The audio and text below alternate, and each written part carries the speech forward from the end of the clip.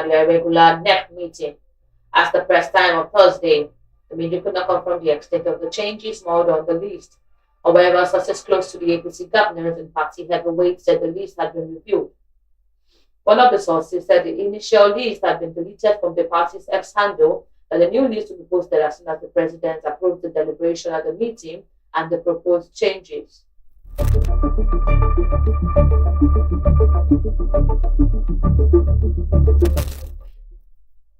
WAEC results crisis worsened as officials allege irregularities breaches.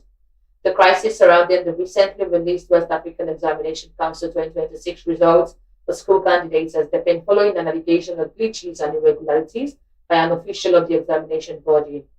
The head of examination at the WAEC office covering in Anambra, Olariwaju Fadeho, made the allegation in a new viral video, claiming the candidates who sat for the computer-based version of the examination were particularly affected.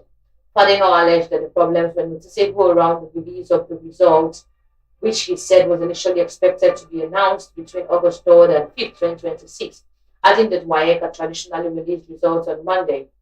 According to him, the alleged last-minute adjustments affected candidates who sat the computer-based examination, particularly in subjects including mathematics, English, and Igbo. He also expressed concerns over reports that some candidates from the southeast performed poorly in Igbo, despite the subjects being widely spoken in the region.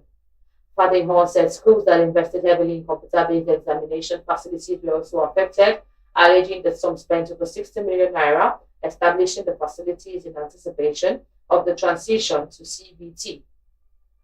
The call for a review this year is particularly disturbing as it's alarming. Schools that subscribe to the CBT innovation of WAEC were broadly hit. Some of them spent upwards 60 million naira and above to set up their CBT facilities, he alleged. He further alleged that some candidates were not provided with appropriate calculators during the examination, claiming that the developments contributed to poor performance in mathematics and other calculation-based subjects. Fadeho said he had raised concerns about the alleged irregularities during the examination and subsequently petitioned relevant authorities, including the WAEC Board, the House of Representatives Committee on Basic Education and Examining Bodies, and the Minister of Education. He alleged that rather than addressing his complaint, he was subjected to disciplinary proceedings and subsequently placed on interdiction.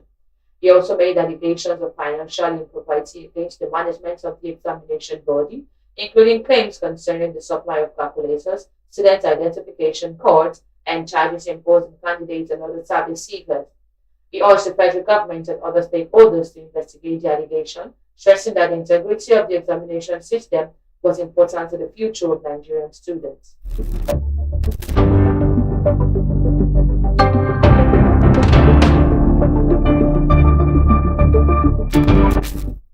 Army raids Boko Haram ISIS camp in Adamawa, kills 21.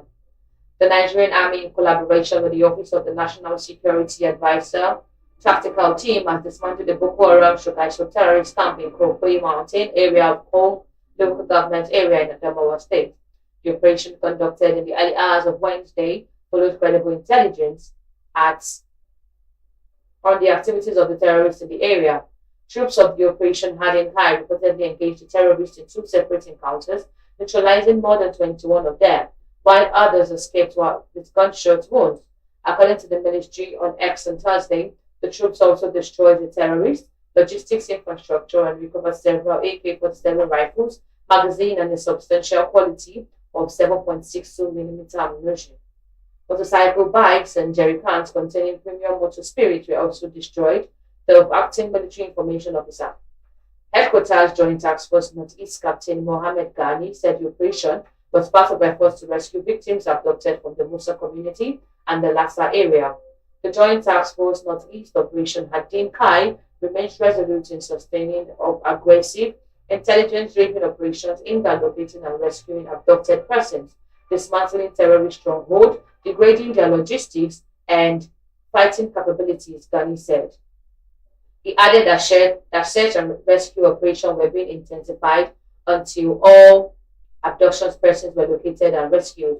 The military high command commended the troops and the on-site tactical team for their gallantry, professionalism, resilience, and seamless coordination, saying the operation further demonstrated the forces' ability to project combat power into difficult terrain and deny terrorists freedom of action.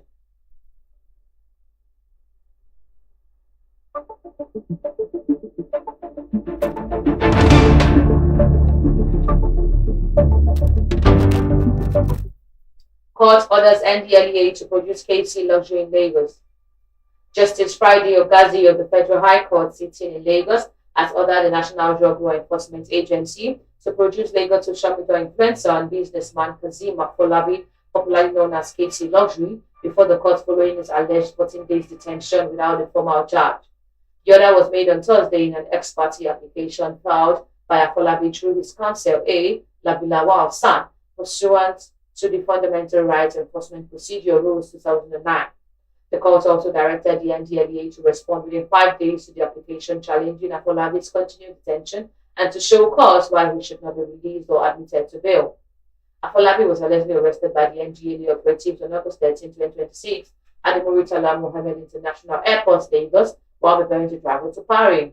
His father, Eric Afolabi, who disposed to the affidavits in support of the application, alleged that the applicant had remained in the custody of the NDLEA since his arrest without being informed of the offense for which he was arrested or being charged before a court of competent jurisdiction. Following the hearing of the ex parte application, Justice Ogazi ordered the applicant to serve the NDLEA with a motion and road order and other accompanying processes within 4 working days. The judge directed the agency to file his response within 5 days of service and produce Afolabi before court on the next adjourned date for the hearing of the substantive originating motion. The matter was adjourned until September 9, 2026 for hearing. In the substantive application, Afolabi is seeking declaration that his continued detention without a formal charge is unconstitutional and amounts to a violation of his fundamental rights guaranteed under the 1999 Constitution. He is also seeking an order directing the NDLEA to release him immediately or, in the alternative, admit him to bail on liberal terms pending the filing of any charge against him. The applicants alleged that NDLEA operatives arrested and detained him after intercepting him at the airport. He further alleged that, following his arrest, operatives of the agency searched his residence at Movano Courts, Banana Island, Lagos, without showing him or members of his family a search warrant. According to the affidavit, the operatives searched the premises but allegedly recovered nothing incriminating